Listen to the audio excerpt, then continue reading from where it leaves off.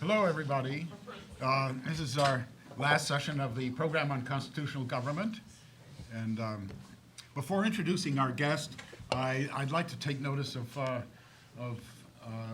four Harvard seniors who are graduating and say hello, and maybe we can give them a hand. And I see one is Sarah Siskind over here, and Luciana, where are you? Behind. And Matt Menendez here, and Kaishwo Chen. So is there anyone else I've missed? Give them a hand.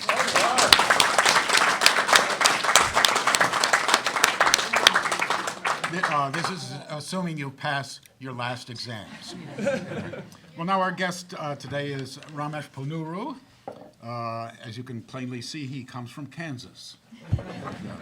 So anyway, where he was born, went to high school, and then went to Princeton, and where he did extremely well and graduated in 1995. Has been a journalist since then. Has written a book called The Party of Death, and writes as a senior editor at National Review. Where else? Visiting fellow at AEI, American Enterprise Institute, visiting fellow at University of Chicago, and the Institute of Politics, and writes for Wall Street Journal. What Bloomberg. else? Yeah, Weekly column in Bloomberg. Oh yes, Bloomberg. You have a column in Bloomberg as well.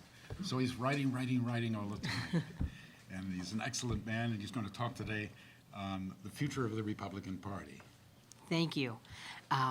It's a real honor to be here. I was going to say privilege, but I gather you're supposed to check that on campus these days. Thanks for inviting me and for coming here today. I just discovered that my visit coincides with a Black Mass and the beginning of finals period. Whether there are sinister meanings behind these conjunction of events, I will leave to others to determine. I'm going to be talking, as Professor Mansfield said, about the future of the Republican Party. I talk and write about that a lot these days, have for the last few years, and I'm always, particularly when I bring grim tidings, I'm being asked by conservatives whether I see any hope. And I'm always tempted to reply by paraphrasing Kafka that there is infinite hope, just not for us. But I'll try to be a little bit more constructive.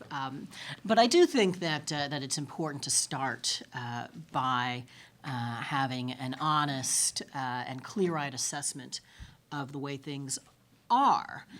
And Republicans, I think, sometimes fall prey to a kind of complacency, a minimization of the political plight that they are in.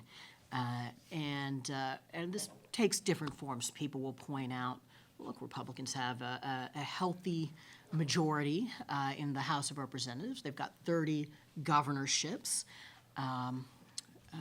Wilfred McClay a conservative writer wrote after the 2012 election, it was really quite a close election, and if it had been a better run presidential campaign, things could look very different.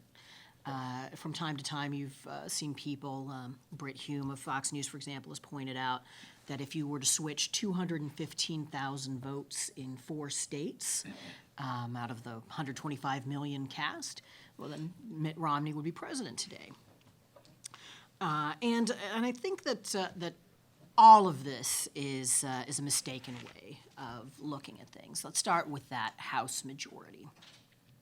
The House majority there exists because of the way the districts are apportioned and districted. It's partly because Republicans had the advantage of drawing the districts, and it's partly because Republicans tend to be spread out geographically compared to Democratic voters. If what you want as a conservative is to continue to control the U.S. House, that is a pretty good sign that you have a good chance of persisting in control of the House. If your ambitions extend beyond that to taking the Senate or the White House, it doesn't really get you very far. And I'd say the same thing about the governorships. If you look at the list of Republican governors, of the 30 Republican governors, all of them fall into one of two categories, and several of them fall into both categories. Either they were elected in red states that went for McCain and Romney, or they were elected in the unusual circumstances of 2009 and 2010.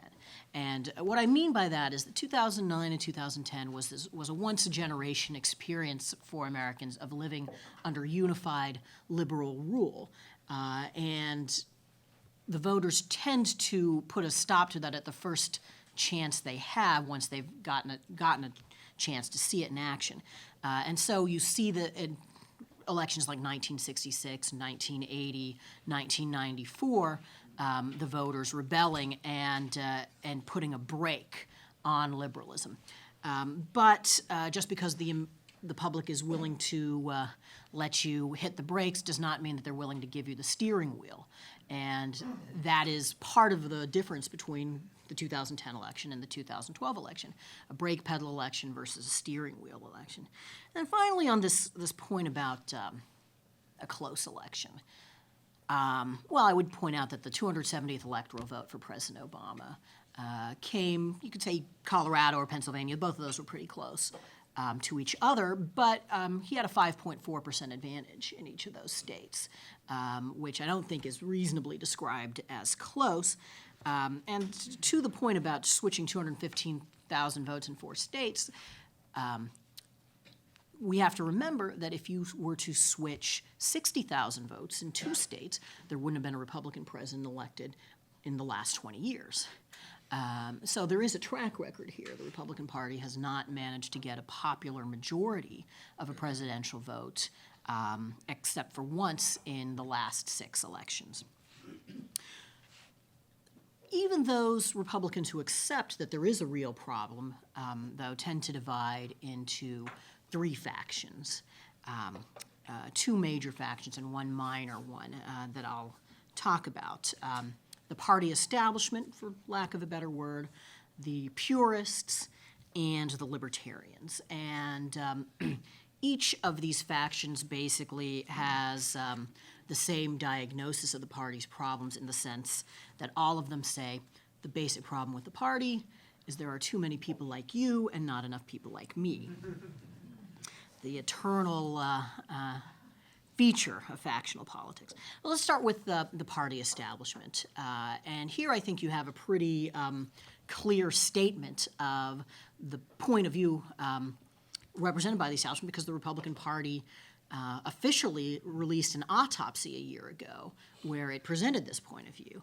And the basic argument there is that the party has put up too many deeply flawed candidates in races, and it has alienated too many voters over social issues, particularly marriage, abortion, and immigration. And so it needs to fix those problems, in addition to doing some more technical things about improving its ability to get out the vote.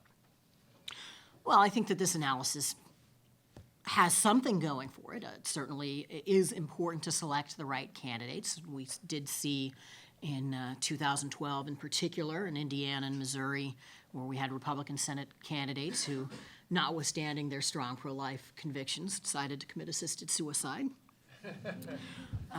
It is important not to scare people off.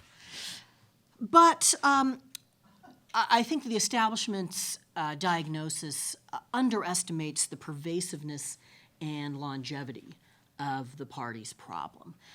So just looking at those 2012 Senate races, it is certainly true that the Missouri and Indiana races were unforced errors. On the other hand, you had impeccably establishment-oriented Republican Senate candidates in Wisconsin, in Montana, in North Dakota, in Virginia, and elsewhere, and they all went down to defeat as well, which suggests that there's a wider problem that goes beyond any one faction of the party and goes beyond just the problem of having candidates who make incendiary comments. There's something to each of the specific issues that the establishment points to.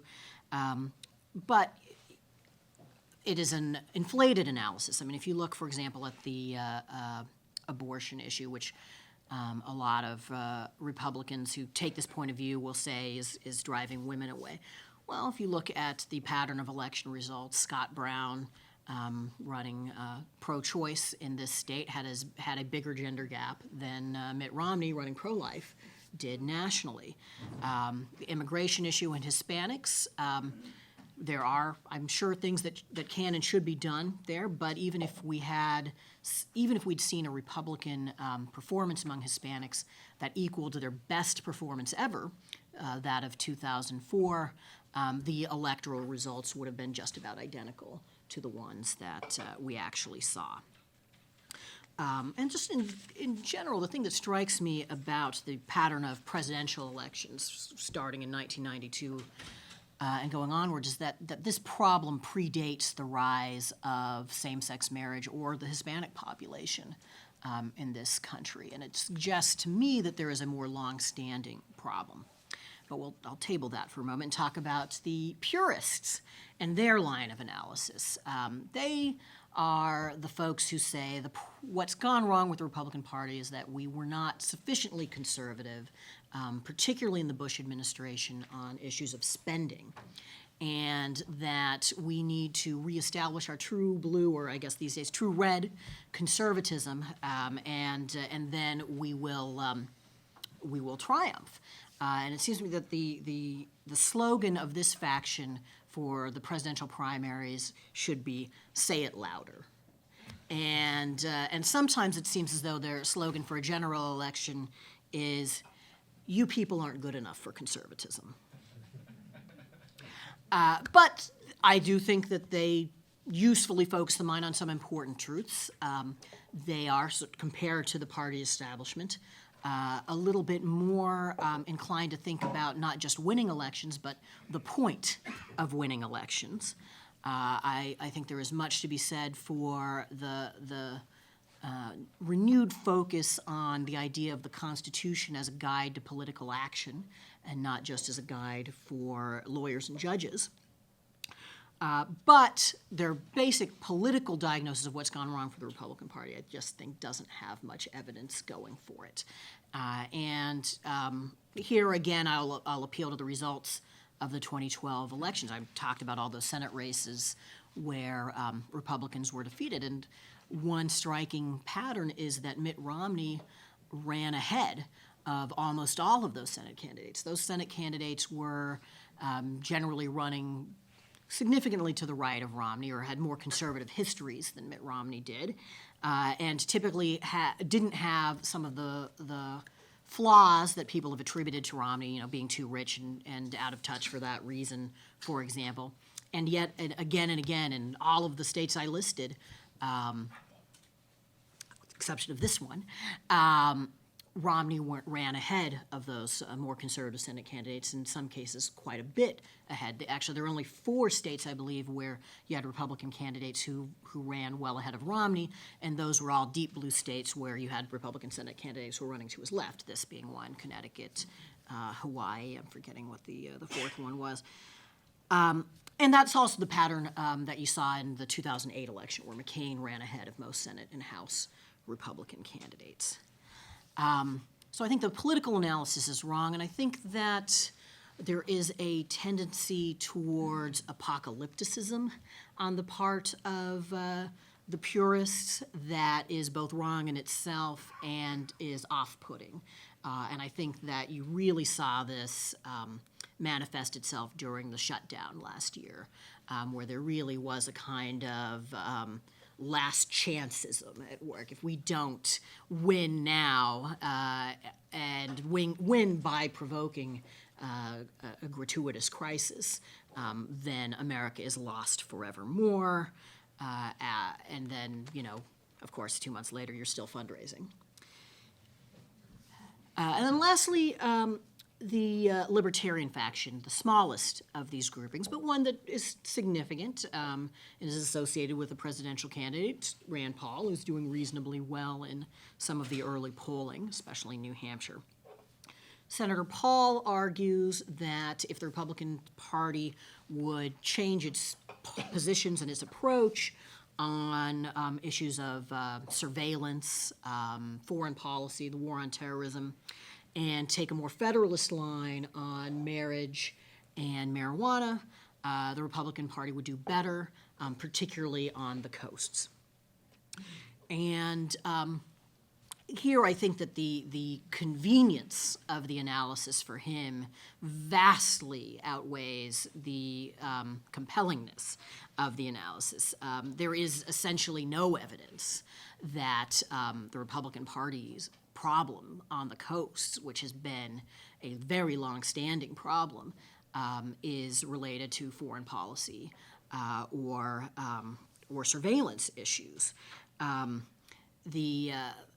with respect to the marriage and marijuana questions, I mean, leaving aside the substantive question of whether a federalist position on those issues makes sense, I think that the problem with this as a political analysis is that he's accepting the establishment definition of the social issues problem, but then not even offering a solution. I mean, the idea that there are huge numbers of voters who are repelled by the party's position on same-sex marriage, for example, but will overlook it if you take a federalist line, I just think is wishful thinking. I mean, the voters for whom it's a voting issue think of that as a civil rights question and are not going to be mollified by the idea that you support some states denying civil rights to the population and, in fact, cheer them on as they deny these civil rights. So having laid out what I think is wrong with these various schools of thought, I suppose it's incumbent on me to try to offer my own explanation of what's gone wrong with the Republican Party. And I think it is a problem that is shared by each one of those three factions, and that is that the Republican Party is seen too exclusively as promoting the economic interests of big business and rich people, and not of middle-class people. And this is a country where about 85% of the public in most polls identifies itself as middle class. Now, the question, the impression that the Republican Party is tied to big business and rich people is a very long-standing impression. I mean, you can go back to pretty much the dawn of modern polling, and you can find the results that corroborate that impression. But I think that it is something that has a lot of explanatory power during this entire period. It explains, I think, for one thing, why you didn't see a Republican majority emerge when the Democratic majority collapsed in the late 1960s. At that point, I would say you had a situation where the public had lost confidence in the Democrats' representation of middle-class values, but had not gained confidence in the Republicans' representation of middle-class interests. And so you see on issues of entitlements or the minimum wage or regulation or trade, people just shying away from pulling the Republican lever. It explains, I think, why Republicans have had such a persistent, and in the last two elections, really deep disadvantage on the exit poll question, which of these candidates cares about people like you? And I think it goes some distance to explaining some of the party's weakness in key demographic groups. There's a tendency when people are talking about election results to slice the electorate into these groups, you know. And so after the 2012 election in particular, we heard a lot about single women, Hispanics, and young people, and the party's weakness in each of those groups. And because people are looking at these individual groups, they tend to think in terms of specific issues of concern to those groups. So with young people, people think it must be same-sex marriage. With single women, that it's abortion and birth control. And with Hispanics, that it's immigration. And there is something to each of those points. But it's also worth thinking about the fact that each of those three groups is more economically insecure than the national average. They're more likely to be having trouble finding a job, finding a good job, getting health insurance, paying off student loans than the national averages. And so even if you were to solve those specific issue problems, if you hadn't addressed the economic concerns, you would not be at parity among these groups. And in addition to those three groups, another group that sometimes gets talked about in this context, white working class voters, you've got the same problem. White voters without college degrees, which is the way most people define this group, again, highly economically insecure group. I think that the problem of the Republican Party's, the impression that the party is too focused on big business and the rich, has gotten worse in recent years for a couple reasons. One, the end of the Cold War ended a set of issues that had created a countervailing advantage for Republicans, took them off the table. And then second, I think in various ways, our circumstances changed, and the Republican Party's economic agenda did not change in response to them. So in some respects, I think there is more economic insecurity than there once was, and Republicans haven't really adapted or offered new answers to that. Or to put it slightly differently, the economic concerns that most people have today are not high income tax rates, which they may well have been in the late 1970s and early 1980s when, for example, the top income tax rate was 70%.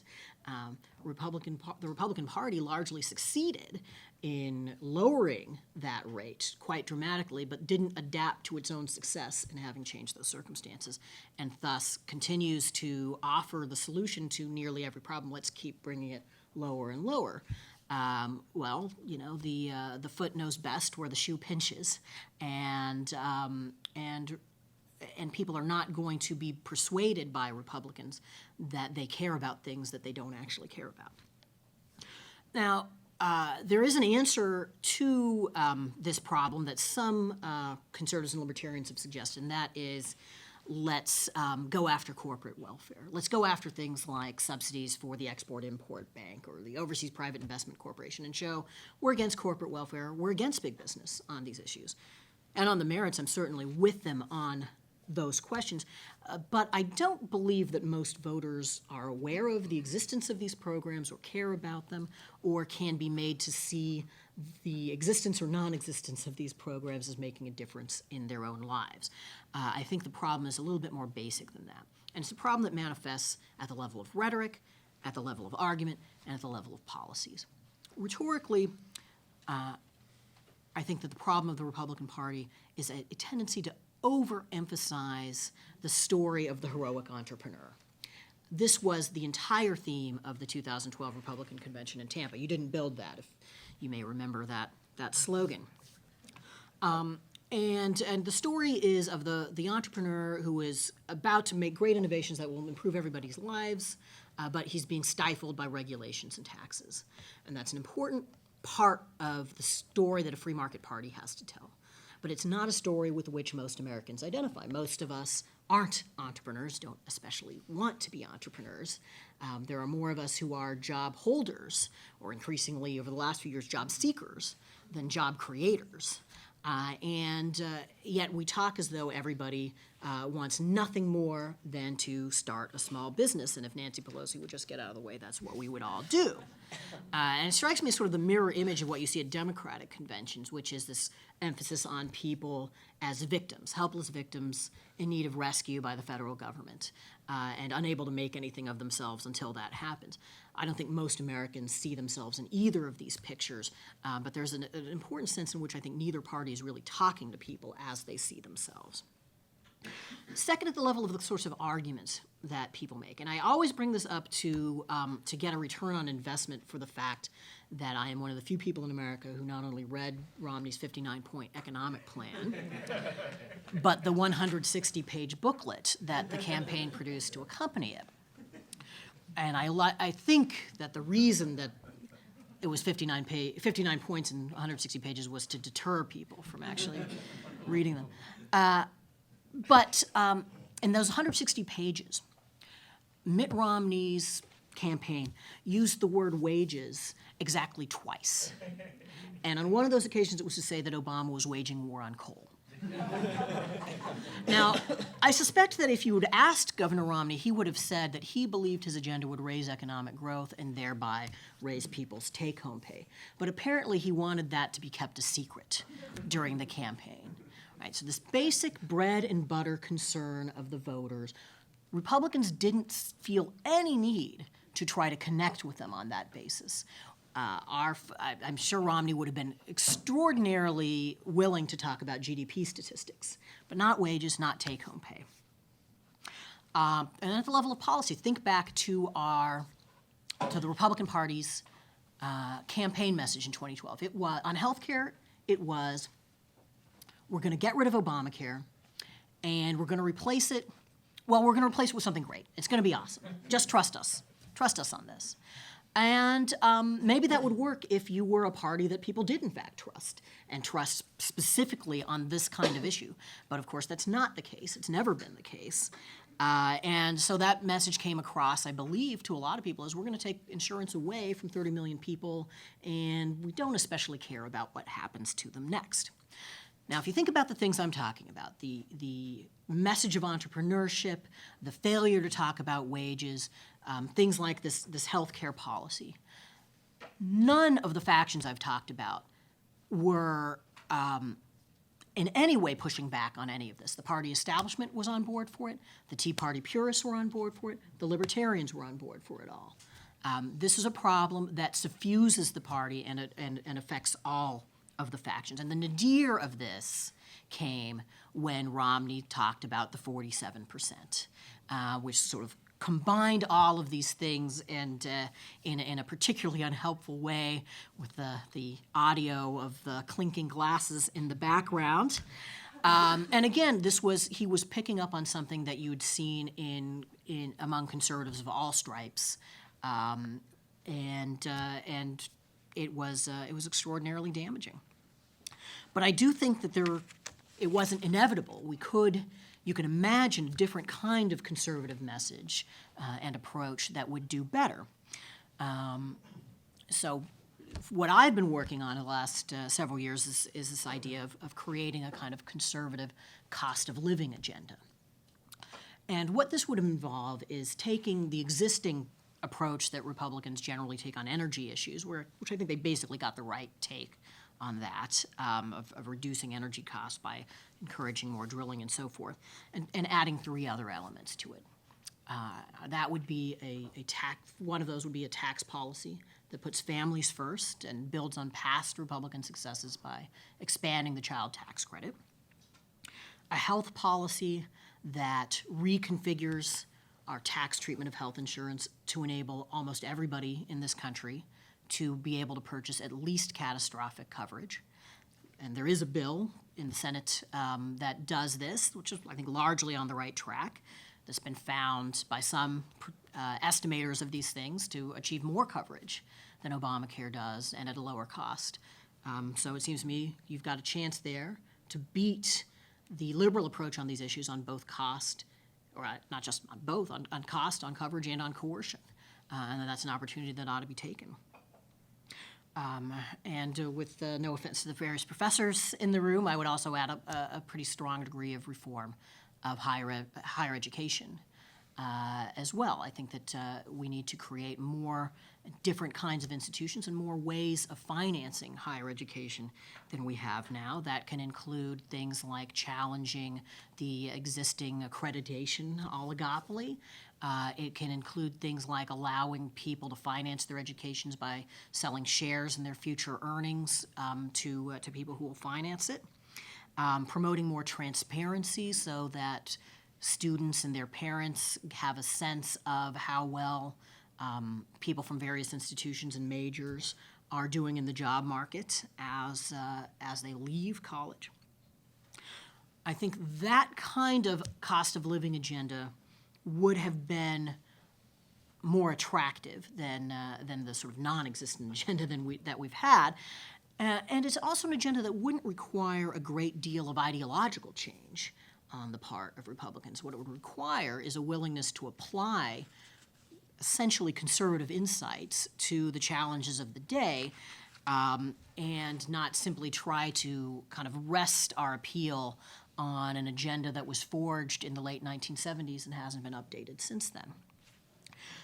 People often, when they're thinking about what's gone wrong with the Republican Party and how to change it, they make an analogy to the position of the Democrats in the late 1980s and early 1990s and say what we need is a new DLC, the Democratic Leadership Council, that helped guide the Democratic Party to the center in time for Bill Clinton's election. And there's a lot to be said for this analogy, and I've used it myself many times, but it does strike me that there's an important difference in the two situations. And that is that conservative governance of the 1980s was largely successful and seen to be successful by the public at large. That the liberalism of the late 1980s was almost compelled to admit that conservatives had a point about crime or about welfare or about inflation. And I don't think that the reverse situation holds true right now. This is not a country that is largely happy with the governance that it has. There are various ways of asking the question of whether you think the country is headed in the wrong direction or is on the right track, but the wrong direction very consistently has it by a huge majority. I think the latest Gallup had something like 74% of the people saying wrong direction. And it's not easy to identify a policy of the regnant liberalism that has been such an extraordinary success that conservatives have to just concede the issue and move on. This is the third 8-year presidency back-to-back that we've had since Jefferson, Madison, Monroe, and that the Monroe administration was often described as the era of good feelings, and it seems to me that this one should be called the era of bad feelings. So in a way, this makes our task, at least if you're like me, somebody who wants to see conservatism and the Republican Party succeed, it makes the task more difficult because it's not a question of simply identifying places where the other side has succeeded and you just have to sort of mimic or adopt some of those positions. I think that we have a more difficult task that's going to require more creativity than that. But on the positive side, I think for the same reasons, it could mean that the rewards of this task, if we're successful, will be all the sweeter. So with that, I'd like to hear what you all have to say. And I'm going to follow Justice Scalia. I had the pleasure of introducing him a few months ago, and when he came to the end of his remarks, he said, "I will now take your questions. I didn't say I'll answer them." All right. Peter. Yes, really appreciated your remarks and article that was sent out that draws on them. I'm struck that there's a kind of discontinuity in what you present. The three recommendations you put forward are pretty modest, it seems to me. But at the same time, I think part of what you're suggesting is that there's a more fundamental kind of ideological challenge floating around here. And that's what I want to kind of push you on. I'm real glad that you mentioned the 47% remark, because I've been struck that I don't know what was more revealing about that episode. The way that Romney was caught so flat-footed about that, how his shock that people would be reliant on government in any way, shape, or form was so revealing, but it was no less revealing than the refusal of Democrats to entertain the possibility that Americans might, in fact, be reliant on government. I mean, there was this kind of willful blindness on both sides, it seems to me, that was really revealing of some more fundamental confusion in our politics about the nature of government, about self-interest, about what we mean by the public interest, which is an argument that I have back and forth with my colleague here a lot, or at least sometimes I have the argument. But there is a kind of, that episode was rather revealing to me of a real confusion in our politics about what the appropriate ends of government are. And it seems to me that you're circling that in essence, but your three recommendations fall rather short of that. Okay. And, yeah. Can I kick anybody out? Is that allowed? Well, look, on the, I don't think that the changes I suggested are any more modest than, for example, the Democrats' embrace of the death penalty and welfare reform in the 1992 campaign. I think that apparently small changes, or changes that can sometimes seem small, can have a pretty broad significance in signaling a party's new approach on issues. And I would also say, I mean, if you think about what I'm talking about on taxes, you know, in some ways, the top domestic priority of the Republican Party for a generation has been getting that top income tax rate down. And what I'm saying is, no, we're actually going to be talking about middle-class tax relief and not doing that. I think that's a pretty big deal, you know, because it's actual money, for one thing. And I'd say offering a real healthcare initiative that provides coverage to a lot of people is a pretty big deal as well. So I wouldn't minimize either of those things. They certainly seem to be hard to get the Republican Party to embrace. I'll take the disparagement off the table, but on the question of sort of the ends of government, well, I think that partly sort of in reaction to the spending of the late Bush years, and then partly in reaction to the stimulus and so forth, there was a kind of an Ayn Rand moment in the Republican Party that I think is starting to fade a little bit now, and to go back, because I think it is connected to this tax question. When you see Mike Lee, who is as conservative a senator as you're going to find, come out with a plan that would make that 47% larger, right? Because his plan, which is a child credit expansion plan, means a smaller percentage of Americans is paying the income tax. And if you follow the 47% analysis of Romney, that means more dependence. But he just takes that argument head on. And he says, no, this isn't the way we should think about ourselves. That historically, we've never thought to be an equal citizen of this country, you have to be paying the income tax.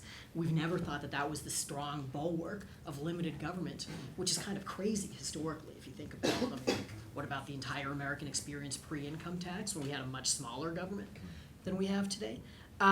So I think that Lee suggests that this ideological adjustment can be made with rather less pain than it might seem it would take. Are you, Yes. Hi. So one thing that you didn't mention in all of your remarks was the word China. And I think this is quite indicative of my perception of the Republican Party as sort of engaging with almost a paradigm that's been defined by the liberals over the last 20 or 30 years, and not really thinking beyond it, even though the world has changed. And I think one of the most sort of comically ridiculous things that I read in this autopsy after the 2012 election was the approach to minorities. If you read it, you think that there are only two minorities in this country, Latinos who are concerned about immigration and African Americans who we have to pry 5% from the 92 that voted for Obama and maybe we'll win. And they describe this in very politically correct language, Asian and Pacific Islanders, and we need to engage with these groups. But I can assure you there are no groups that exist that represent the interests of the residents, the wonderful residents of the Solomon Islands and the subcontinent of India that happen to just gather together, sing Kumbaya, that we are all Asian American - Pacific Islanders. And I think this is actually catastrophic, because what is the most important international relationship that we have to look forward to in the next 25 years has to be the rise of China and the loss of America's clear domination over the rest of the world economically, militarily, or whatever. And it's not that, you know, all of a sudden they're going to take us over. The Republican response seems to be, well, the Chinese are still so far behind, they're never going to catch up. But they've got absolutely nothing intelligent to say about it. Now, of course, Obama appoints senator from Montana, known for his international experience, to be the ambassador to our most important international trading partner and relationship. So, I mean, the Democrats have absolutely no answer either. And you see that, I think, in the rebellion of Asian Americans against the affirmative action bill in California, where they just assumed that we were all going to vote for less representation in college because we're a model minority, just like African Americans and Latinos. So they clearly are out to lunch. But it just seems to me that nobody has anything remotely intelligent to say about this, and if you're looking back as somebody who is either Asian or just aware of the rest of the world, which is a small population of the United States, that you can just look at this and these guys are all idiots, where it's a very clear opportunity, in my opinion, to be more forward-thinking. And how the people that seem to be in charge not only have no awareness of this, they don't seem to think that that's even a problem. And that, to me, I mean, I love what you're saying in terms of, but I kind of agree that these are kind of small solutions. There are very big issues that aren't even being discussed that the population cares about. And is there part of that in the future of what you think the party should or will be doing? Well, I think that you're raising sort of the question of how Republicans are doing among, and I won't say Asian Americans, among Indian Americans and Chinese Americans and so on and so forth. That's one set of questions, and the second set of questions has to deal with foreign policy. And I wouldn't lump those two things together because I think that Why not? because I don't think that there is much evidence that that the voters we're talking about are deeply concerned about the foreign policy issues, or in fact that any large number of voters are deeply concerned about foreign policy issues. I think foreign policy, whether it should be a higher salience issue or not, it just isn't. That could change if you have a foreign crisis. Then voters will start paying attention and will expect people to have been paying attention if they want positions of leadership. But right now it's not there, and what's happening in the Ukraine, for example, has not been enough But I yet think to change China that. and economy issues are number one. Okay, I'm going to so- lose my job because it's getting All right, closer, right, well- right? I think that actually dovetails quite well. with Okay, what well, you're if you're saying. talking about the China economy question, then what people want to talk about is basically intellectual property issues and the currency manipulation issues, where there's a kind of bipartisan consensus that strikes me as fairly stupid. But again, I just don't see tons of evidence that those issues by themselves are actually moving anybody. I mean, you don't see. No, but aren't you contradicting yourself? You're saying that the bread and butter issue is jobs, Right. right? And so there are plenty of people in this country who say, my job Right, is right. disappearing to China, Yeah. regardless of whether it's right or not. No, I don't. Yeah. Of course I don't care about how is the renminbi affected on international currency markets with limitation in tradability. That's not the question, right? Yeah. The question Yeah, is, okay, my yeah. job No, is going to China. I see your That's point. a huge I see your foreign point. That's what I'm defining Yeah, foreign policy. that's right. Okay. Well, there I think that the problem is that the things that I think will have more impact are economic policies that have a tangible and direct impact on people, as opposed to things that will indirectly help them. And I think, for example, providing health insurance or allowing people to get health insurance more easily, letting them keep more money and so forth, is just more direct, kind of a more direct, tangible benefit than, we are going to, keep people from selling pirated movies in China, and this will help one sector of the economy here, and this will help all of us indirectly. I just think that's a less powerful set of issues. On the question of various different groups of Asian American or Pacific Islander voters, I would say that part of the answer has to begin with taking the radical step of asking people for their votes. That's not something that Republicans have really invested a lot of time and energy to, is just actually going to people and saying, will you vote for me? Which is kind of amazing when you think about it. I do think that there are also things that Republicans do that, without meaning to exclude people, have the effect of causing people not to associate with them. And so, for example, if you look at the Asian American population of today as opposed to, say, 1992, when Republicans were getting 55% of that demographic group as the pollsters sliced it, it's a much less Christian population than it was back then, because that's been the flow of immigrants from 1992 onward. And too many Republican Party gatherings begin with prayers that explicitly invoke Jesus Christ. And I don't have any problem with that. And I know lots of people who aren't Christians, and I am one, who have no problem with that. But it is the sort of thing that makes people think, oh, this isn't a group that's interested in me. This isn't a group that I belong in. And so there's all kinds of kind of low-cost things that Republicans could do to increase their share of different voter groups. Yes.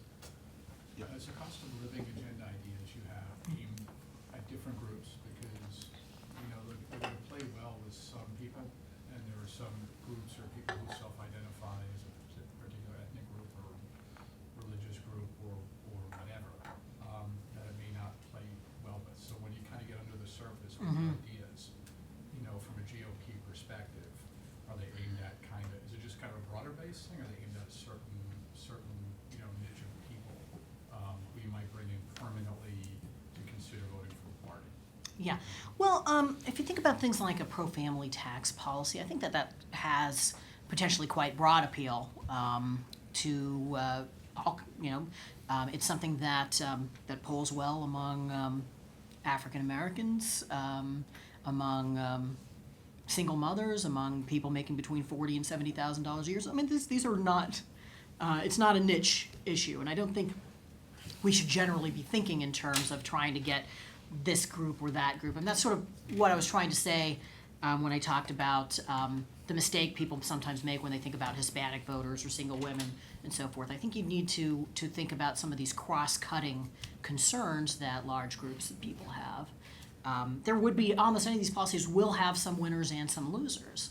If you look at Senator Lee's tax policy, for example, that I've talked about a couple times here, some people do pay more as a result. I mean, people who are living in high-tax states, people who are childless, people who have large mortgages, all of those people are going to end up paying a little bit more in taxes. So there will be losers, but I think there are more people who will be winners, and more importantly, I think it's a sound policy.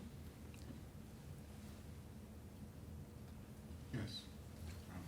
A couple of things. You talked about the perception of the Republican Party of being supportive of the interests of the rich.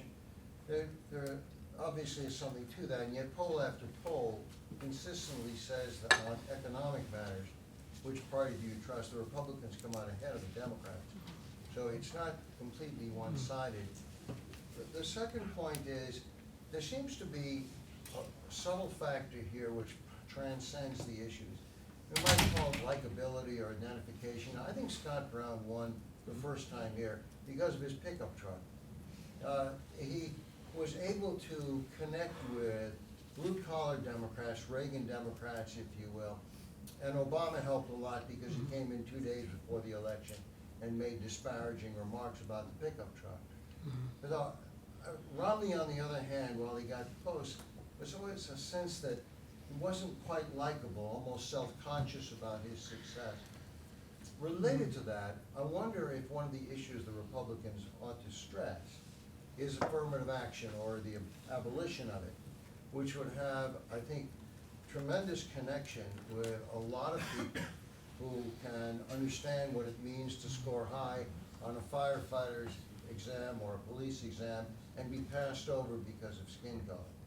And I would think that perhaps that might work toward the possibility of making a connection with people whose issue profile is relatively close to Republicans, but whose personality profile, if you will, still remains somewhat aloof.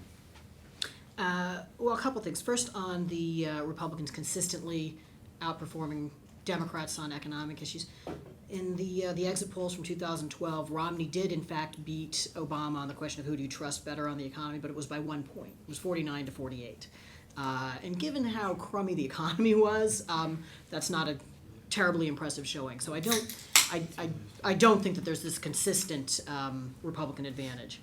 On the likability question, I mean, again, go down, take it, look at all of those Senate races. I think it's hard to believe that all of those Democrats just happen to be more likable and charismatic than all of those Republicans. And a successful party, a party that is strong, can carry across the finish line candidates who are mediocre in multiple dimensions, as in fact many of those victorious Democrats were. You can't count on just having FDRs and Ronald Reagans running for you all the time. The question of affirmative action, I don't know. I think that you would have to be very careful about the way you raised that issue, because it could very easily come across as, you're trying to create this racial controversy in order to win votes, and it would backfire. Not saying I'm dead set against this idea. I just think I can see many reasons for caution that Yeah, but the Republicans should racial have. controversy and the epithets are hurled now, and anybody who thinks that the future of the Republican Party is going to turn on getting more of the black vote, I think he's going after the most difficult vote to get, not the easiest. So we concede the black vote, and as for the racism, we're getting tagged with it anyway. This brings it out into the open, and it's the antithesis of a racist policy to say that people should be treated on the basis of merit. You can, of course, quote Martin Luther King Jr., instead of making a decision on the basis of skin color. Well, let's, just to talk about the black vote for a second. It would be insane for Republicans to make a big play to get a majority of the black vote, right? But the margins matter. And between 2000 and 2004, George W. Bush did better among blacks in Ohio and in Florida by a quite significant degree, and it made a real difference in the outcome of those two races, which means in the outcome of the presidential overall. So I think it is a mistake for Republicans to write off black voters and not think in terms of getting those groups of, there are black voters who are in favor of tax cuts, who are pro-life, who are for a strong defense, who are currently voting for the Democratic Party. And there are many more black voters who are on the left side of those issues that you are unlikely to get, but Republicans ought to at least be getting their share among each and every ethnic group. And I wouldn't discount the importance of doing that. Over here, Mark. Yeah, so thanks in no small measure to Harvey and Anna and then reading Real Clear Politics. I have become a groupie of your generation of Republican policy collections. I think you're the best. It's not just you, it's Douthat and Yuval Levin and Capretta. I mean, this is a kind of brilliant intellectual critique that's going on, and I'm very pleased to be a consumer of. So that's the good news. The bad news is, as you describe the three elements of the Republican Party, I worry that they're not somehow open-minded to this kind of really superb critique of the Democrats that you guys make across a whole host of issues, a whole host of questions. And I just, so to me, you have a great general, you guys always come up with great general election plans. I mean, I disagree, as usual, with my good pal here. I think that this kind of family-oriented tax policy. Poor Shep hasn't said a word. Healthcare, how you do healthcare and pay for it, this is not small stuff. This is plenty big enough to turn an election. But I look at those constituencies in the Republican Party, and I see in various, I mean, we all have our least favorite. My least favorite happens to be the Libertarian.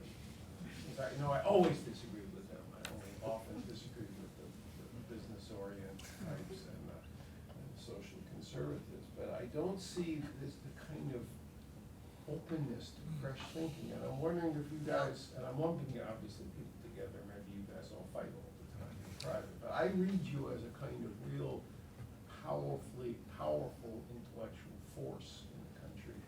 How do you move the party? That's my question. Yeah. How do you move the party?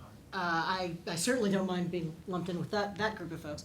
I think that here again, there is a useful parallel between the situation of Republicans today and the Democrats in the early 1990s. Because, hold on for a second. Well, if you think about when Clinton talked about ending welfare as we know it and when he supported the death penalty, the polls of actual Democratic voters showed that most of them were with Clinton on those issues. And it was a pretty thin slice of liberal activists that he had to stand up against. And I think something very similar is true on the Republican side. I don't think that your average Republican voter would be against a market-based reform of health care that expanded coverage or against expanding the child credit. I think you would have some trouble on tax issues. You might have some trouble with the Club for Growth. You might have some trouble with the Wall Street Journal editorial page on health care. You might have some trouble with the Cato Institute. But I don't think actual Republican voters would be a problem. And so what you need is some leaders in the Republican Party to stick their heads up for some of these ideas, and then for it to turn out that it's not hurting them to do that, and maybe it's even helping them to do that. And I think you are beginning to see that in the congressional wing of the party. You have seen, Senator Thune embrace some changes to how we help jobless people. You've seen Senator Rubio, who's not an insignificant factor in the party, talk about some of these higher education reforms. Senator Hatch and Burr and Coburn on health care. Rand Paul on criminal justice. None of them are suffering as a result of having taken these steps. So I think that we're in actually a pretty positive period right now, and we could see some of that change happen faster than you might think. That's the most cheerful thing. Marianne, go See, ahead. there is hope for us. I'm wondering how you evaluate the political importance of changes in the size and composition of the dependent population. So, for example, there are two really huge changes. One, the greater longevity with the attendant probability of long periods of dependency. And the other, of course, is the detritus of the sexual revolution and the large number of families with one parent and children. Everybody is a potential dependent, and everybody fears dependency. And it seems to me this is not something that the Republican Party has attended to, but it's a demographic factor that must have political importance and must figure into voting, especially since society's traditional support institutions for dealing with dependency are themselves in trouble. And so where do you look if you don't look to the traditional support institutions? You look to government, as inadequate as it is. It seems to me that's a big problem. It's a huge problem. And I think that part of what I was talking about was the way Republicans have responded to the fear of dependency with a kind of rhetoric of commercial individualism. And that I think is an inadequate answer, right? And that we have to have an answer that has more to do with reviving community institutions, first and foremost the family. And that's one of the reasons I've been talking about a pro-family tax reform is a window into doing that. But I think it is a huge problem. If you think about, I happened to have done a column on this a month or two ago, and I was looking at young men without college degrees, and increasingly they don't have families, they don't have jobs. They're not participating in the labor force, looking for jobs. They are unchurched. And so if you think about the basic sources of human happiness, which Arthur Brooks, the president of AEI, where I work, is always talking about, the four great things are faith, community, work, and I forget what the fourth one is. This is my Rick Perry moment. Family. See, I'm forgetting my own family here. My family's even part of it here. But, okay, so they don't. Yeah, right. So these basic sources of happiness are increasingly absent from their lives. So there's all kinds of political problems and economic problems that arise from that. But there's also just this basic, are we just headed for an increasingly depressed future, an increasingly bleak and sad future? But of course there's obvious limits to what public policy can do about these things. But I think that orienting ourselves to the problem in the right way is the first step. Yes. I'd like to ask a little bit about 2016. It strikes me that with the right combination of luck, if the economy should turn south at just the right moment, right? I mean, you can never choose when it's going to happen, and it could happen very soon, right? But it's certainly, given the length of average economic growth cycles, there will be a downturn at some point in the next 3 to 5 years. If it hits at the right moment, and or if the Democratic campaign implodes in some way, despite everything that you've said, Republicans could sail to victory in 2016, possibly masking, right, all of these, I think, very astute problems that you've pointed out, and that conversation will just be gone, utterly gone in 2017. So I suppose my question for you is, what do you foresee immediately in terms of the viability of this conversation, not just in 2017 if Republicans win the presidency, but also in 2014, right? At the end of this year, if Republicans take back the Senate, I think a lot of people will think that winning the presidency is really a game of small ball strategy and not about these big, small ball tactics, and not about these big thinking strategic questions. Yeah, well, sort of the ill-timed victory, in a way, is what happened to the Democrats in 1974 and 1976. It sort of papered over the developing problems and put off a solution to them for quite some time. So that could happen, and I think in a way, I sort of mentioned how people were misled by the 2010 election into thinking that 2012 would go better than it ended up going. And you could certainly have something like that in 2014 versus 2016. I think you're talking about very different electorates. The midterm electorate is very different from the presidential year electorate. Always have been, but are now different in ways that correlate with party politics in a way that they didn't used to. So we just, I think, are now in a state where Republicans structurally do better in midterms and Democrats do structurally better in presidential elections.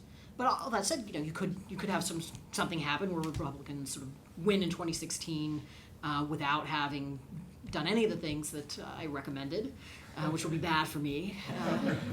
But I think that they will not be able to make the most of the opportunity to govern if they don't have a better sense of what people want and how to provide it consistent with conservative principles. And I think, in a way, that's sort of what happened with the Bush years. If we have a conservative resurgence in this country for these sort of kind of fortuitous reasons, and then Republicans respond to that by just trying to slash safety net programs, cut the top tax rate, repeal Obamacare and not replace it and so forth, I think they will very quickly find that there is not public support for that agenda.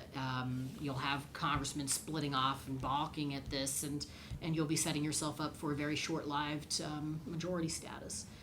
So I think even regardless of what happens in terms of the economy, you'll make the best of whatever opportunities you have if you embrace a more kind of middle-class, almost populist message. Yes. Oh, you can finally speak for yourself.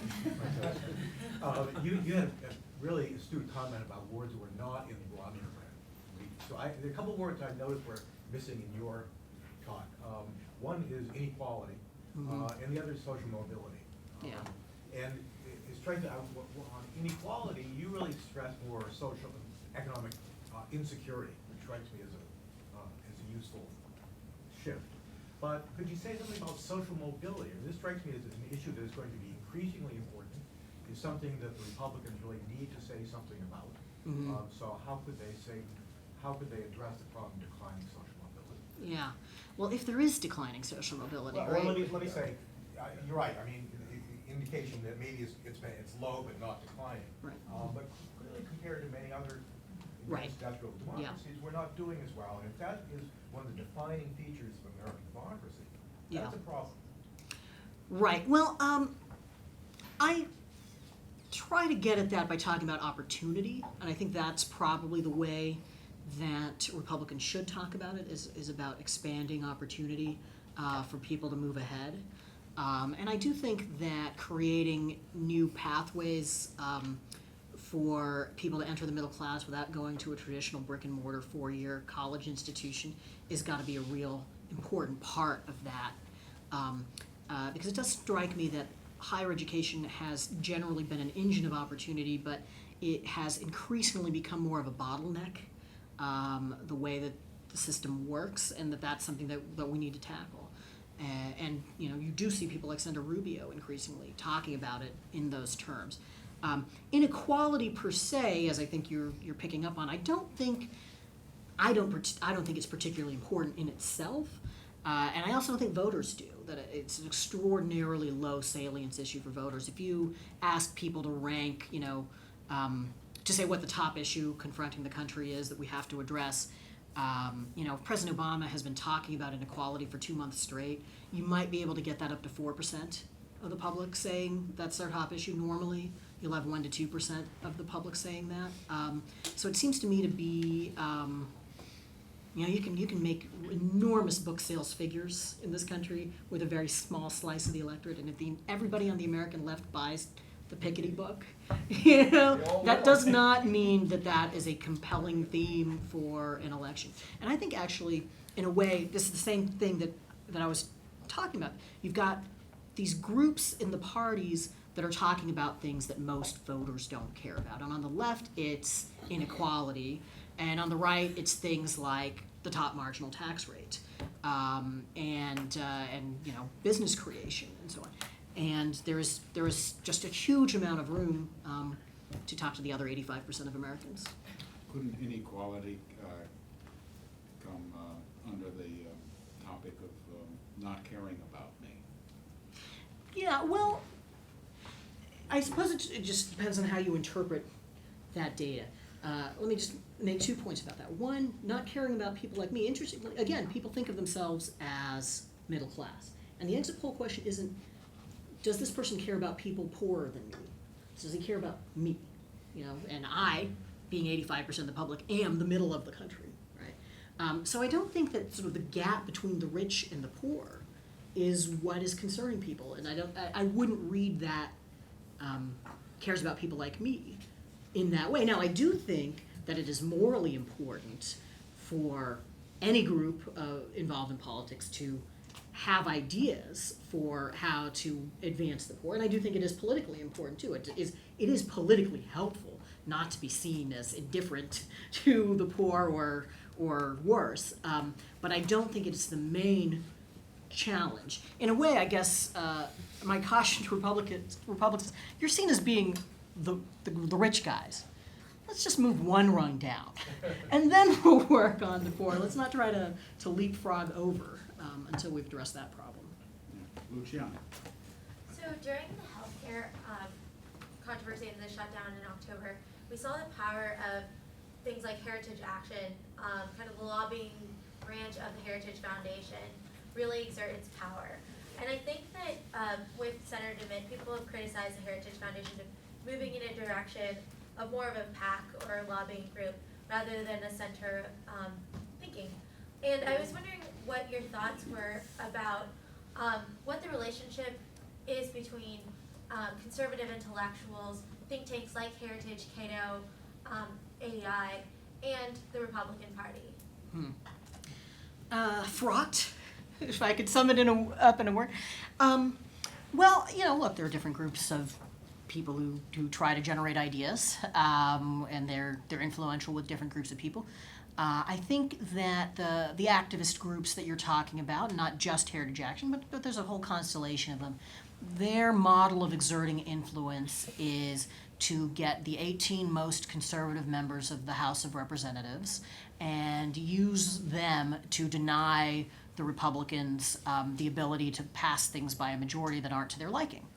And so it is a kind of capability. It's a real leverage. I mean, they did sort of kind of move the world from that sort of peculiar position, but it's not the kind of leverage that you can use to actually achieve your goals, right? I mean, it's just kind of crazy to think that you're going to be able to get rid of Obamacare that way, for example. And I think that you know, they overplayed their hands, and that a lot of people who were kind of willing to indulge that kind of tactical apocalypticism are no longer willing to indulge it, even within that that group of 18 that is their bedrock. And I think you're also seeing in the primaries that are underway that this group, maybe there's more bark than bite. Maybe voters don't have this kind of hatred of John Boehner as, the second coming of Eugene Debs that that some of these groups do. So I think because of that episode, really, things are in flux right now, which gives me some hope that that you can change things, and that some of that change might even bring in to some degree or other some of those activist groups who start seeing that there are other ways to achieve conservative goals. Rory. So a lot of people have prefaced their comments with "we." I don't know exactly what they meant, but I'm a Canadian, so I'll just dispense with that, and I'll just use "you." Maybe you Americans are the problem.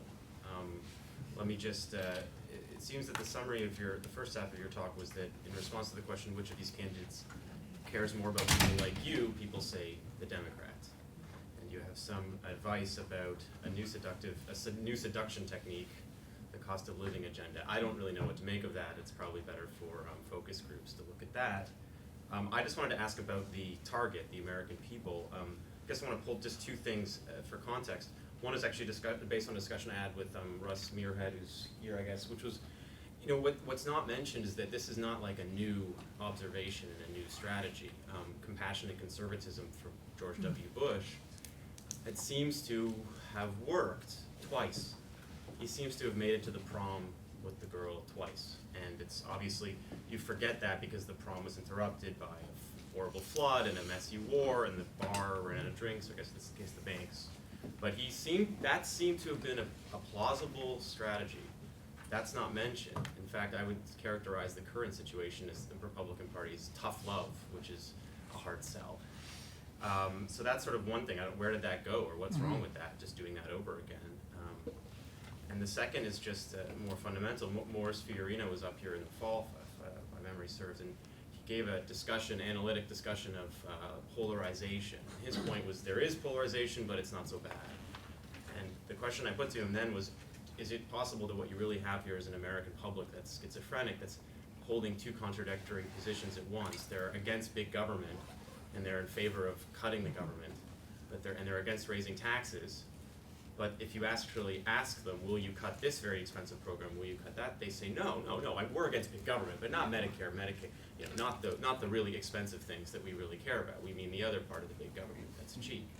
And so They want you to eliminate the Department of Waste, Fraud, and Abuse. Yes, that's right. So in other words, you have a problem here. You're trying to woo someone, and their problem is that, in a way, it is the American people, for whatever reason, are the country's going broke, but the truth is difficult to get across. The Democratic Party seems to be is aware of this truth. They have their own economists. They seem to be willing to say nothing. Republicans, not because they're more honest or courageous, but just because they think it will benefit them, seem to be willing to talk more about it. The American people seem less receptive. They're afraid, but on the fundamentals, they don't seem that receptive to policy proposals for change. Those are the two. Yeah. So compassionate conservatism and this Right. cognitive dissonance of the American public. Just a Canadian is very evident to me, since we long ago accepted high taxes. We don't love them or anything, but they're there. So. Great set of questions. On the compassionate conservatism point, it's very hard to get a handle on compassionate conservatism because it always sort of had this uneasy half existence as a governing philosophy and half existence as a marketing slogan. But to the extent it was a governing philosophy, I think that it smacks a little bit too much of noblesse oblige, and that it's not a middle class focused message. It's not a kind of we're all in this together. This is a different way to help victims in our society, which always needs to be done, but I just don't think is the basic appeal that conservatives need to make. As for the contradictory public views, and in many cases you just have sort of impulses as opposed to detailed views on public policy questions. And in particular on the question of the long-term debt. Well, I'm actually moderately encouraged by the fact that the entire Republican Party pretty much embraced a stronger platform on Medicare than they ever had before, and they don't seem to have suffered for it. It doesn't seem to have cost them in the 2012 elections. I've heard almost no Republicans, with all the infighting, blame the Medicare proposal for the defeats. But I don't think so. The Medicare proposal and entitlement reform isn't harming Republicans, but it's not, I think, helping them either. And there just has to be, it can't just be an eat your spinach party. And you also have to show how you're going to help people in the here and now, and how you're going to do it without, sort of massive government expenditures. And that's sort of what I'm trying to talk about, how you can come up with policy solutions that remove obstacles from people's lives so that they can, follow their own aspirations. So I think, the contradiction that people have always talked about is this idea that, Americans are operationally liberal and ideologically conservative. So they still say they're against big government, and in some ways that conviction has deepened during this administration. I wouldn't say that they're operationally liberal. I would say that they're solution-oriented. And their ideological conservatism will not keep them from favoring a liberal solution over a conservative non-solution. So we need to create a new set here of conservative solutions, and I think address them. But the long-term debt, this is another issue which is just too abstract. It's not direct enough in its impact on people, until, of course, the country is reduced to a smoking ruin. Then people will care. Russ Muirhead also has been mentioned without having spoken. I wonder if you think that one of the difficulties in designing an appeal to the middle class, or causing the middle class to think the Republican Party cares about it, is that the middle class has become fragmented. And you mentioned just now that phrase, we're all in it together.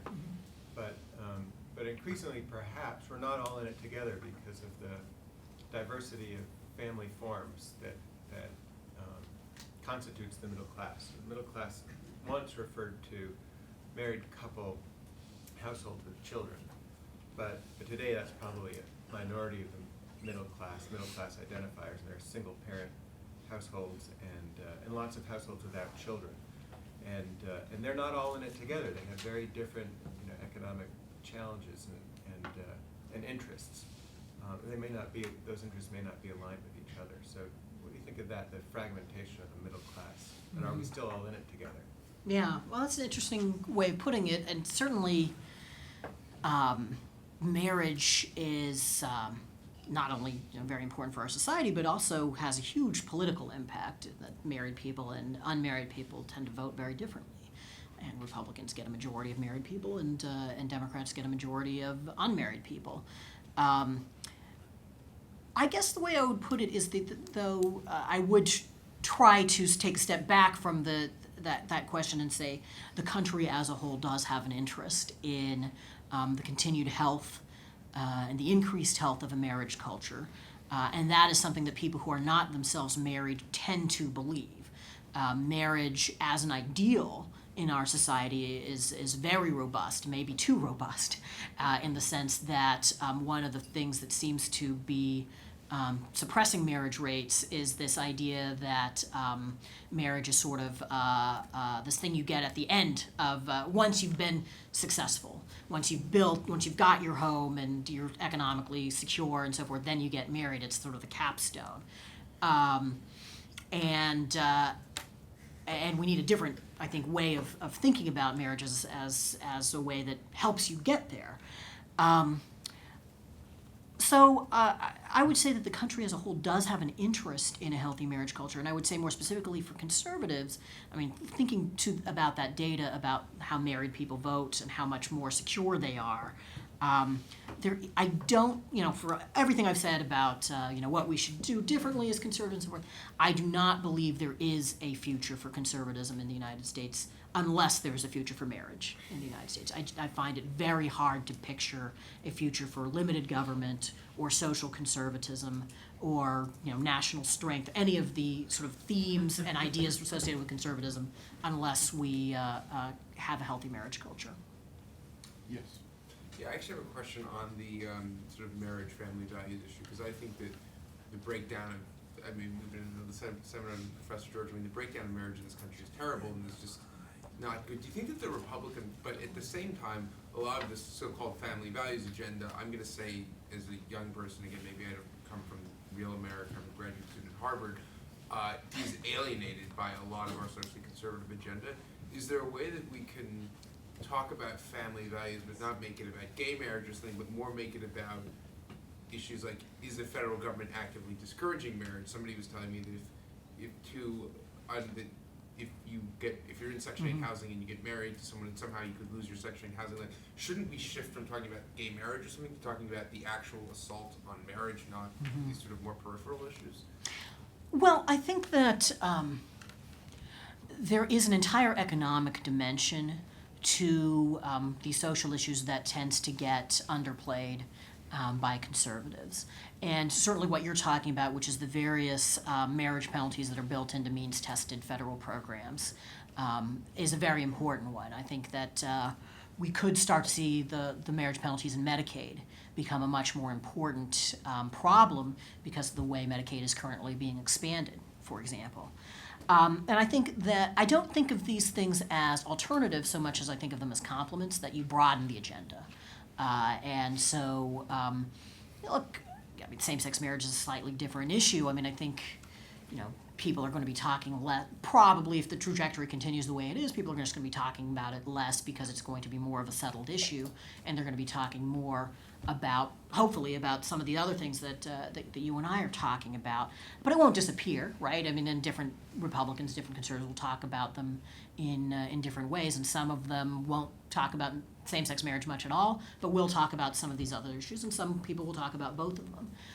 I think that the key thing, again, is to have a broader agenda. I don't think, in general, that marriage or abortion or any of these social issues have been a net negative for the Republican Party electorally. I think that they still bring in more voters than they turn away. I think that is much more true of abortion than it is of same-sex marriage these days. But I think that the main thing that Republicans need is to have other issues that bring people in and cast a wider net. Yes. At discussions like this, always the right track, wrong track issue comes up. You mentioned it at the end of your talk, and I'm sure it'll be mentioned for years to come. And I'd appreciate very much if you could help me understand how we might best interpret such statistics. For example, it seems to me that I can imagine someone who is 100% behind every position of President Obama, Right. voting wrong track. Because there's too many of those Tea Party Republicans, or something like that, yeah. Well, for whatever reason, it seems to me particularly difficult to use right track, wrong track when it may be that the biggest problem the country faces is gridlock, failure to act. Mitt Romney had a great talk about this a few weeks ago. But we're going to be dealing with the right track, wrong track theme probably forever. So any help you can give me in dealing with this issue would be appreciated. Well, you were quite right to suggest it would be a mistake to read too much into those numbers in terms of specific views about policy or ideology or anything like that. I think it is just a reflection of the mood of the country in terms of satisfaction or dissatisfaction, which are, in fact, the terms in which other pollsters ask that question. And it tells us that people are much less satisfied than they were, for example, in the 1990s. If you try to figure out why people are less satisfied, I think there are some clues in some of the other questions that people ask. Again, these are questions that don't in and of themselves have any great ideological valence, but they're questions like, is it harder to stay in the middle class than it used to be? Very strong numbers saying yes, it is harder. Do you worry about falling out of the middle class? Yes, much more than did, say, 10 years ago. Do you believe that the next generation is going to be better off than the current generation? That number has traditionally brought out a lot of optimism in Americans, and it has melted away over the last 15 years or so. When you once had something like 66% of people saying yes on the sunny side of that question, now you've got about 49% of the public saying that. So you've got those numbers, all of which I think are reflective of a kind of economic anxiety. Then you drill down deeper and ask, what are your economic concerns? Is it unemployment? Well, most people have jobs and are not specifically concerned they're going to lose their job, but it is a concern. It's more of a concern than it was 10 years ago. Are they worried about inequality? Again, pretty low salience issue, but these cost of living things they are concerned about. And my sense of it is that the costs of financing these basic things for yourself and your family, like healthcare, higher education, raising children, those costs have gone up, and they are making people feel as though they've got to work ever harder to stay in place. And again, that doesn't mean they want a liberal set of solutions to those concerns, or they want a conservative set of solutions to those concerns. I think we have other reasons for thinking that if you've got both sets, that people are going to prefer the one that involves less government, less taxes, and so on and so forth. But what I think it just tells you is those are the concerns that are weighing most heavily on people. Thank you. I like the cost of living agenda. It does seem to me modest, as a couple of other people have said, and it's somewhat recycled. The health policy seems pretty similar to what McCain and Romney at least had in their position paper, where they emphasize it. But I think it would help, especially if it's talked about more, but would it really change the perception of the GOP as part of the Wall Street Party or the Wall Street for the most part? What about a strategy that tries to do more to increase working class wages, albeit a little more shocking, maybe bold, maybe not the most, someone else who's pretty bold also. What about a modest dose of protectionism? So we want to try to buffer our economy against shocks and protect working class wages. What about restricting, again, modest immigration restriction, especially on unskilled immigration to, help out the Americans who didn't go to college and have been facing a really tough competition from foreign-born workers who are willing to work for a lot less than Americans want. Well, I think, first of all, that part of the answer for middle-class wages does have to involve healthcare reform. So if you look at the middle of the last decade, even when GDP was growing, you didn't see an increase in take-home pay for people in the middle of the income spectrum because health costs were rising so much, and that was eating up what otherwise would have been raises. So that's part of the story. My general approach on these things is to try to identify things that are good in principle, that would be helpful for the country, that also meet this political concern. I don't believe that protectionism fits that bill, and I think that would be a particularly hard sell in the Republican Party, which is something I'm glad about. On immigration, I think you could make the case that refraining from doubling low-skilled immigration, as contemplated by the Senate immigration bill, would at least avoid making this problem worse, and I'm in favor of doing that. I'm also in favor of enforcing immigration laws going forward as part of a package of immigration reform that would have that effect. And I don't see anything wrong. I'd be in favor of talking about the economic dimension of that. But I think that I think that there are homegrown reasons for wage stagnation that don't have to do with foreigners, that are a bigger part of the problem that we need to address. I want to return to Alex's bit on social conservative. Now, I am from real America. I did vote for Todd Aiken despite his comments. And I think it is, you've pointed out that there may not be a net difference in either direction with the issues of gay marriage and abortion for the 2012 election. But what can we see going forward? Yeah. Is that going to change, or is at least the perception among those in charge of the Republican Party that there is a net negative? And so how is this issue going to adjust in the next couple of years, and what can those of us who are interested in these issues do? First of all, I'm not sure that voting for Todd Akin is evidence of being in real America, based on the actual results of that election.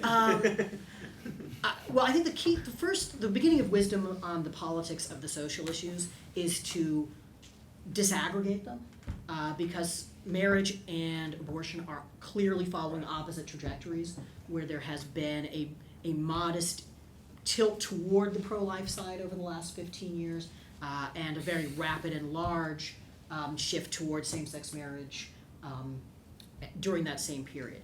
I think, so on the abortion issue, I think that the key thing is you've got to sort of change the way the conversation is being conducted. I mean, if the conversation is about the tiny minority of cases where 80% of the public is on the pro-choice side, abortions in the case of rape and incest address the mother's life, there is no way for social conservatives to win.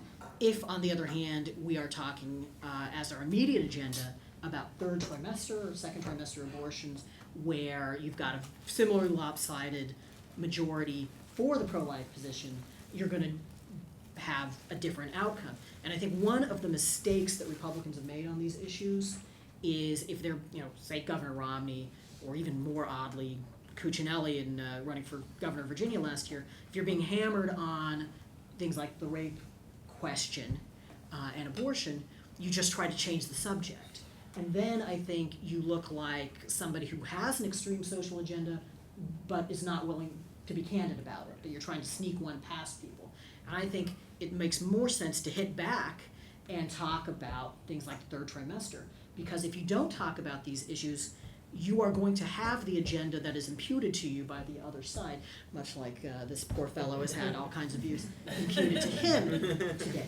On marriage, I think there is actually not much evidence that that issue has hurt the Republicans, in the sense that you had 4 states with referenda on marriage in 2012. In each of those 4 states, the traditional marriage side did better than Romney did. That could change, of course, because public opinion has changed a lot since then. But this could be an issue where the social change is so rapid that it goes from being a winning issue for Republicans to being a non-issue, without ever passing through the stage of being a losing issue. Already, I think it is the case that there is a very small number of voters for whom it's a deal-breaker issue, that are actually casting their votes on candidates on the basis of this issue. And if we get to a point where most of the country has same-sex marriage, or the Supreme Court has ruled on it and sort of taken it out of politics, then as soon as 2016, I could see a presidential nominee for the Republicans saying, I myself oppose same-sex marriage. I mean, taking the Rand Paul position, I myself oppose same-sex marriage. Can't really do anything about it at the federal level. And some people will vote against him just because of that position, but most people won't. Yes. I was struck by your remarks earlier about the outlook, the pessimism we have. What came to mind was the term of Jimmy Carter.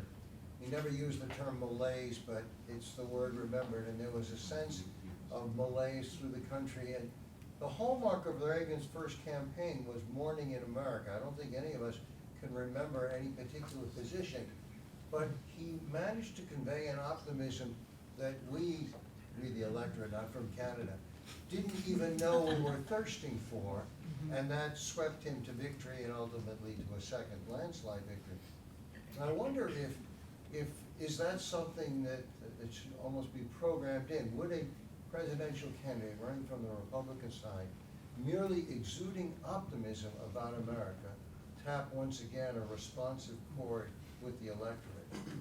Well, I do think that there is a parallel to the late 70s in the sense that, particularly after the Nixon, Ford, and Carter presidencies, there was this sense widespread at the time the country was just ungovernable, that maybe the institution of the presidency needed to be rethought and so forth. Nobody could do this job. And then all that kind of turns around. And I think you are beginning to see some of the same sorts of arguments appear in public. Maybe the problem's the way our Constitution is set up, that we have this dysfunctional, gridlock-prone system and so on. And I do think that it's important to, I wouldn't necessarily put it in terms of optimism, but to project a kind of confidence rooted in belief in American principles, I think is, just clearly the way to move forward. That the way I think about it, one of Reagan's great contributions to conservatism was to shift its emphasis from the dangers of action to the opportunities of freedom. And I think that is an emphasis that we've lost sight of recently as conservatives, and that it would do us well to rediscover. Well, with this mention of Reagan, I think it's time to stop. And we want to thank you for your fine, gloomy assessment.